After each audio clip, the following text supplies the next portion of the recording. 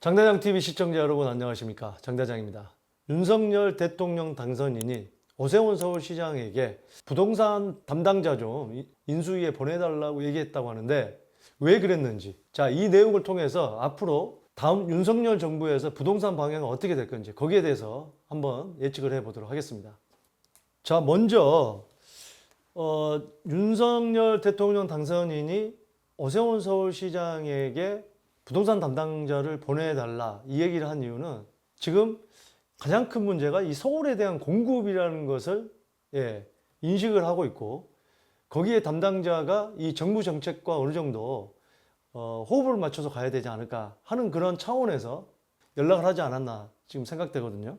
자, 그렇다고 한다면 적극 이 서울시의 부동산 방향과 정부의 큰 방향이 흐름이 같게 공조할 수밖에 없다, 지금 그렇게 보여지는데, 또 하나는 서울시의 주택 공급을 잘 해야 어떤 서울발 이 어떤 풍선 효과가 차단이 됨으로써 집값을 안정시킬 수 있다, 지금 이렇게 지금 생각을 하고 있는 것 같습니다. 자, 또 서울시도 정책을 펼침에 있어서 이 현 정부에서는 이 여당이 민주당 쪽에서 정권을 잡고 있는데 이 서울시장은 국민의힘 소속이 있기 때문에 서로 이 공조가 안 되는 그런 부분이 있기 때문에 그런 부분 차원에서도 서울시에서도 적극적으로 협조를 할 것이다. 지금 현재 이 서울시 주택정책을 총괄하고 있는 김성보 주택정책실장이 유력하다고 지금 이제 언론에 나오고 있는데, 자, 이 서울시에서 그동안에 이 안전진단, 분양가 상한제, 재건축 초과이익 환수제 등은 재건축 규제를 완화하기 위한 제도 개선 정부에 요청해 왔는데, 조합원 지위양도 금지 시점을 강화하는 개정안도 추진했으나 국회 문턱을 넘지 못했다. 자, 이건 또 무슨 얘기냐? 무조건 서울시에서 완화만 해달라고 하진 않았습니다. 오세훈 서울시장이 집값 올리려고 서울시장 당선된 건 아니거든요. 또 아무리 좋은 정책이라도 초기에 집값이 너무 많이 오르면 어떤 국민의 질타를 받을 수 있기 때문에 그 부분에 대해서 우려를 하고 있죠. 그게 이제 그 우려가 뭐로 나타났냐? 바로 이 재건축 단지들을 토지거래 허가구역을 묶었죠. 압구정 집값이 오르니까 압구정도 토지거래 허가구역을 묶었고, 목동의 재건축 집값이 오르니까 토지거래 허가구역을 묶었고요. 자, 그러면은 규제 완화가 아닌 조합원 지위양도는 재건축 같은 경우는 지금 현재 조합 설립 이후지만 추진위 단계부터 금지를 하자는 걸 오히려 규제를 갖다 또 요구를 했거든요. 자, 무슨 얘기냐 그러면 재건축을 빠르게 진행을 해서 신축 주택 공급을 많이 하겠지만 집값이 오르는 것을 방지하겠다. 아무리 좋은 정책이라도 초기에 너무 많은 여론에 이 질타를 받으면 추진을 할 수 없기 때문에 아무리 좋은 정책도 마찬가지죠. 그래서 그 부분을 잡아주겠다, 이런 취지이기 때문에 뭐 무조건 국민의힘이 정권을 잡으면 무조건 집값이 오르고 오세훈 서울시장이 되면 무조건 집값이 오르고, 그건 아닙니다. 이분들이 무슨 집값 올리려고 대통령 되고 서울시장 되겠어요? 그건 아닙니다. 그렇기 때문에 무조건 규제 완화만 해라고 하지만 부작용에 대한 규제를 더 강하게 하자는 것도 지금 제안을 한 겁니다. 자, 결론은 그래서 이 서울시의 주택 공급은 뭔가 그린벨트를 풀어가지고 무조건 공급하는 그런 정책이 아니고, 지금 재건축 재개발을 갖다가 빠르게 진행을 해서 신축 아파트를 공급하는 거기 때문에 그 부분에 대한 부분은 법률 개정을 해야 될 부분은 또 지금 이제 더불어민주당의 협조도 필요하기 때문에 그런 부분을 정리를 해서 여러 가지 인수위가 준비를 해야 되는 그런 차원인 것 같은데, 자, 아무튼 이러다 보니까 부동산은 결국에는 심리잖아요. 그래서 많은 사람들이 재개발 재건축 쪽으로 눈을 돌리고 있기 때문에 구축 아파트나 구축 빌라가 가격이 많이 올라가고 있다, 신축에 비해서. 이런 또 내용들이 나옵니다. 아파트도 빌라도 신축은 떨어지고 구축은 오르고 있다.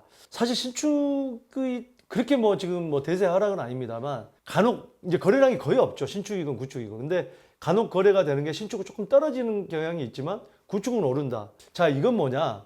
이미 이 재개발 관련돼서 지금 현재 집권 여당인 더불어민주당 쪽에서도 국토부 쪽에서도 계속 공공재개발이라든지 공공주도 복합 사업이라든지 이런 부분 때문에 구축 빌라가 거래가 많이 됐었죠. 이제 프리미엄이 많이 붙다 보니까 거기에 대해서 가격이 좀 올랐었고, 또 오세훈 서울시장이 진행하고 있는 신속통합기획도 추진을 하다 보니까 재개발 위주로 아무래도 재건축도 이제 최근에는 조금씩 어떤 결과가 보입니다만 이 재개발의 낡은 빌라들 이런 빌라들의 가격이 예, 좀 올랐다 이런 얘기입니다. 자, 그럼 우리가 항상 하는 얘기지만 어쨌든 제가 말씀을 드렸지만 앞으로의 이 부동산 시장은 재개발, 재건축에 초점이 맞춰져 있습니다. 또 일기 신도시 같은 경우도 뭐 특별법을 만드니 마니 어쨌든 어떤 일기 신도시에 사는 어떤 그 시민들의 마음을 잡기 위해서 그런 부분도 있지만 어쨌든 간에 지금 정비 사업이 돼야 된다는 게 이제는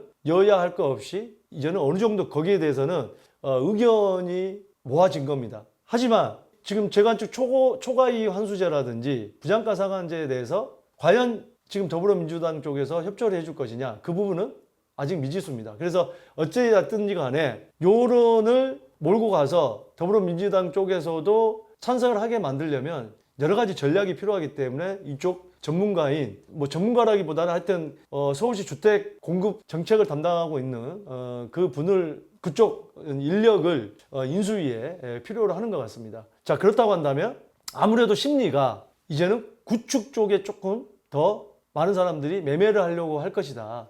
물론 그 매매가 많이 이루어지고 집값이 올라간다 한다면 또 토지거래 허가구역으로 묶기 때문에 뭐 그 부분에 대해서 단기로 뭔가 투자를 노린다고 하는 분은 그거는 자기 뜻대로 되지 않을 가능성이 큽니다. 좀 접근하는 방식이 중장기적인 그런 입장으로 접근을 해야 되고 자, 구축이 조금 더 올라가다 보면 또 이런 구축이 토지거래 허가구역으로 묶이다 보면 또 이런 어떤 신축에 대한 매매 수요가 또 몰릴 수가 있기 때문에 그런 부분도 잘 보면서 우리가 미래 계획을 세워야 될 것 같습니다.